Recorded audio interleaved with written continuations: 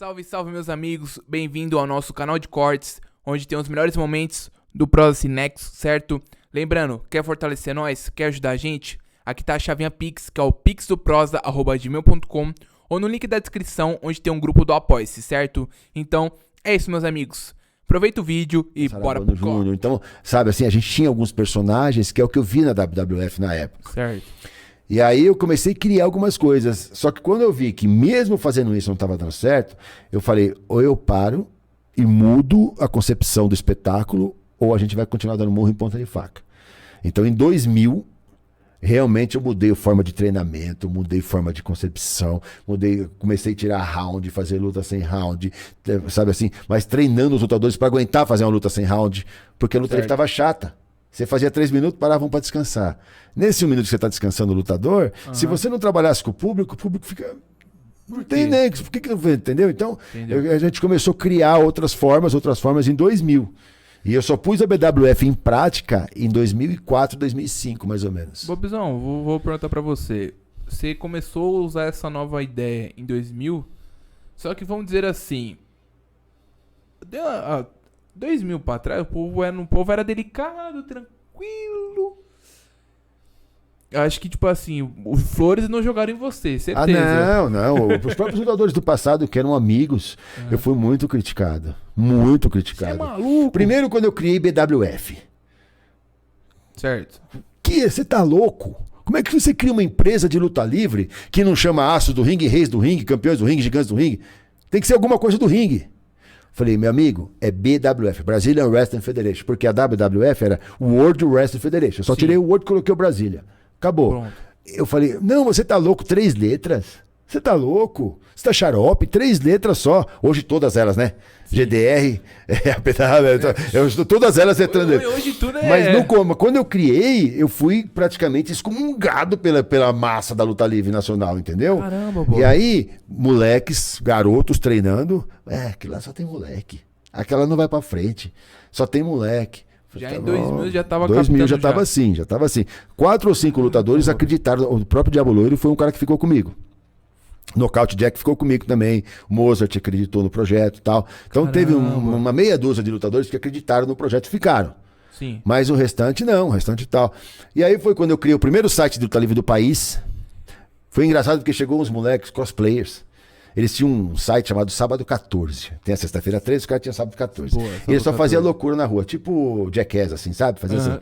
Sim. E aí eles chegaram em mim, eu tava na academia, né? Eu tava de saco cheio já, cara, sendo sincero pra você. Pô, a academia tinha musculação, tinha tudo. Aí eles falaram, será que você pode ensinar a gente a cair, a fazer isso? Aí ele mostrou o que eles faziam. Eu falei, parceiro, vai passar no shopping, vai. Um bando de moleque, vocês estão loucos. E aí, cara, esses caras vinham todo dia na academia. Todo dia. Aí eu falei, quer saber de uma coisa? Tá bom, vamos fazer o seguinte, eu ensino vocês, só que vocês fazem um site pra mim. Porque na época fazer um site era uma coisa do outro mundo, né?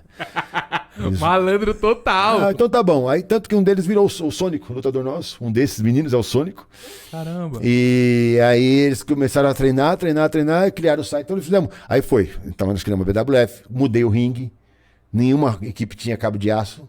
Eu coloquei cabo de aço. Aí o ringue entortou, tive que pensar numa estrutura para não entortar. Quer dizer, eu fui fazendo um monte de teste para a gente chegar no que a gente tem hoje. Tá entendendo? Foi uma coisa bem revolucionária, mas assim, sofri muito. A gente usava muito as cordas, né? A gente se enroscava nas cordas, teve que mudar tudo isso. Caramba, vô. Nossa. É louco, né? Foi um processo de anos pra você pegar uma estrutura legal pro ringue. O mais importante foi o treinamento.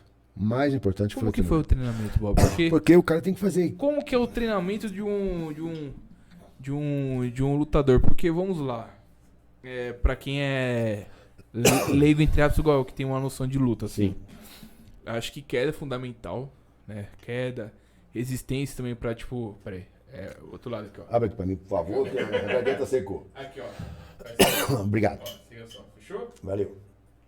Tipo assim, por causa que eu acho que treinar resistência, uma certa flexibilidade, por causa que, vamos dizer assim, pra fazer o Superman, voar, fazer as tesouras, tem que ter uma certa flexibilidade também. E vamos dizer assim, eu assisti até o vídeo perdido do pai do Rurik. que é o Gigantes do Ringue, que era na Record. E eu vi que aquele... Como posso... Pra quem não manja... Ele lutando com o Aquiles?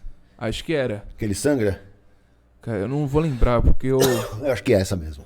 Tipo, vamos dizer assim, pra quem não entende muito, parecia duas montanhas se colidindo, vamos dizer assim. Era uma coisa mais parada, né? Duas montanhas se colidindo. Pra jogar pra a era atual, vamos dizer assim, até os montanhas tem que saber pelo menos, tipo, sei lá, subir nas cordas, por exemplo, o Undertaker, fazer pelo menos, tipo, pegar o braço, subir nas cordas e... Exato. Do amiguinho. Como que foi essa construção, tipo, mano... Você tinha alguma noção, uma base, tipo, pô, e agora? Como que eu vou construir um... Então, quando eu falei de 94, que eles vieram, inclusive a WWE veio, a WWF veio 2 representantes dele. Olha como é que são as coisas. E eles queriam levar o Nocaute e o Mozart pra lá. E eu não quis. Olha que louco, né?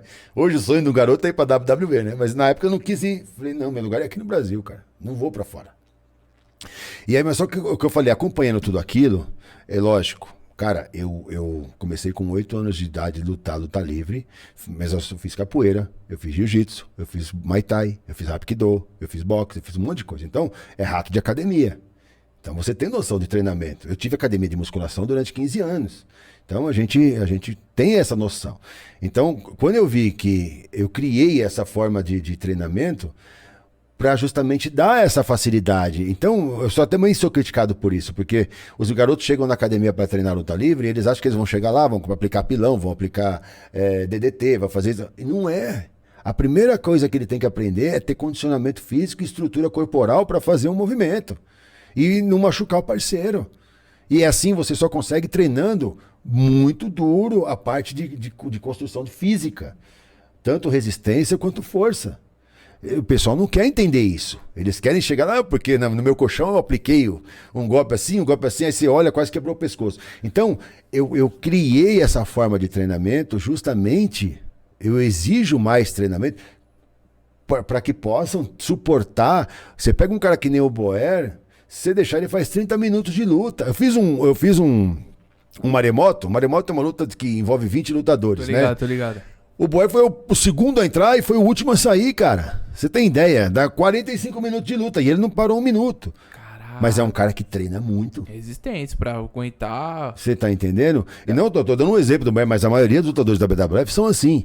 A maioria deles treinam muito, você tá entendendo? Sim. A estrutura física tem que estar muito boa para você dar vida ao personagem e realizar os movimentos que a luta livre exige. Até quem é mais cheinho, né, Bob? Não, pior ainda, o cara que é mais cheinho, ele tem que conseguir suportar o peso dele. Senão, com 5 minutos de luta, ele tá cansado. Se você não tiver um condicionamento...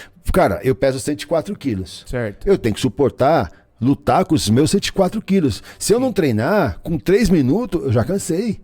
Caramba. Porque eu tô carregando 104 quilos. Tá Entendeu? entendendo? Então, é isso a luta livre. Não é só chegar lá e aplicar golpe. Não é só chegar lá. E aí, às vezes eu dou umas deixas também que eu falo, cara, durante a luta, dá umas pancadas, faz um trabalho para poder descansar. Porque quando exige muita correria, muito golpe, você cansa. Não fazer tanta acrobacias, vamos dizer Exato, cansa. E aí você tem que dar uma pausa na luta, mas não é parar. Mas é diminuir um pouco o ritmo, mas sem deixar cair a emoção. Entendeu? Então você tem que ter tudo isso. Tem que ser uma coisa, assim, sabe, interligada. A física, a mente, o corpo, tudo tem que estar muito bem centrado. Mas na era de 2000, Bob, como que, tipo, você... começou a reparar essas diferenças para montar um treinamento pro pessoal? Então, eu fiz Muay Thai. Porque, vamos dizer assim, tipo... Alguns já têm uma noção de luta, já praticou esporte, mas eu acho que nessa geração de agora, porque 2002 não era uma época que todo mundo tinha um esporte fácil pra fazer. Não, mas eu coloquei exatamente treinamento de outras modalidades. Entendeu? Eu fiz uma mescla. Eu peguei um pouco do Muay Thai, um pouco do Judô. Só que uma coisa que não tem jeito, cara, me perdoa. Os caras, não é porque, de novo, eu vou puxar a sardinha pra luta livre, mas eu tenho pessoas que fazem. Uma vez chegou um cara pra treinar na academia, eu falei, meu amigo, ó, você vai fazer o primeiro treinamento hoje? Se você se sentir mal, não tenha vergonha. Me chama, para. Imagina, eu pedalo 45 km por dia. Sou ciclista. Tá bom. Cara, deu 15 minutos, tá vomitando. Nunca mais voltou de vergonha. Não precisa disso. O treinamento da luta livre, ele é complexo. Ele é muito complicado. E ele judia. É engraçado isso. Tem cara. Tem um lutador, o Maru, por exemplo, quando ele começou a treinar, ele vinha com Plasil, porque tinha ânsia. Você tá entendendo? Ele tomava antes de treinar. Hoje não precisa mais. Por quê? Treinamento, né? Então condicionamos ele, porque tem muito rolamento, muita queda, rola, tal. Você vai sentir. Então é isso, cara. Você tem que ter força física para quando você aplicar um rolamento, a sua musculatura suportar o impacto e não minar a sua resistência. Pra você, meu amigo, que gosta de dar um tapa no back, Kenfo, Gorila, Pantera, Dedo do Hulk, Chichichong, Chosen, Perna de Grilo, Naldo, Banza, Fininho, Chá, Bamba, Diamba, Remédio Sem Bula, Carburante, Trave, Bino e simplesmente fumar aquele que deixou o Gabriel Pensador, eu tenho uma salvação pra você, certo? É a nova parceria do Prosa Sem Nexo. Confira aqui no Instagram e redes sociais a nova parceria que é o Head Shop mais um. Confira aqui agora com os produtos de melhores qualidades pra você ficar com o pulmão aquecido. Esse foi o oferecimento do... Esse é o Jabá do Lobão.